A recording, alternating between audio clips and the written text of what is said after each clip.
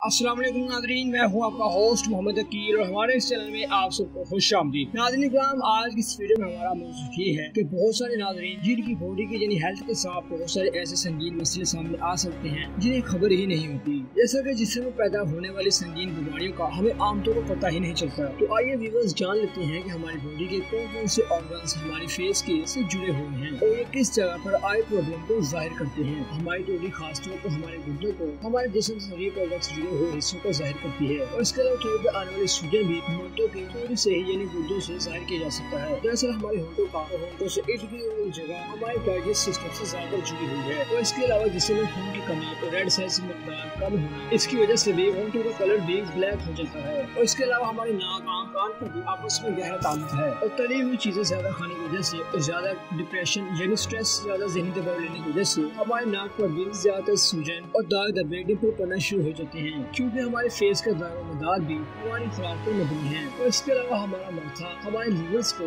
हमारी आंतों को और हमारे यूरिनरी सिस्टम की निशानदेही करता है। माथे का ऊपर वाला हिस्सा जब भी क्लीन और साफ हो तो ये हेल्थी लीवर और साथ ही साथ हमारे हर तरह की बॉडी को हेल्थ रखने की निशानदेही करता है। लेकिन जब भी इसमें पिंपल्स वाज़ेह हो जाए तो इस मसले को निशानदेही वाज़ेह करता है कि खुराक में लापरवाही की जा रही है। तो व्यूअर्स, यही तक थी आज की हमारी मुख्तसर वीडियो। मज़ीद ऐसी वीडियो देखने के लिए हमारे चैनल को सब्सक्राइब, लाइक और शेयर करना मत भूलिएगा। इसी के साथ मुझे इजाजत दीजिए, अपना ख्याल रखिएगा। फिर मिलते हैं कुछ नई वीडियो के साथ। अल्लाह हाफ़िज़।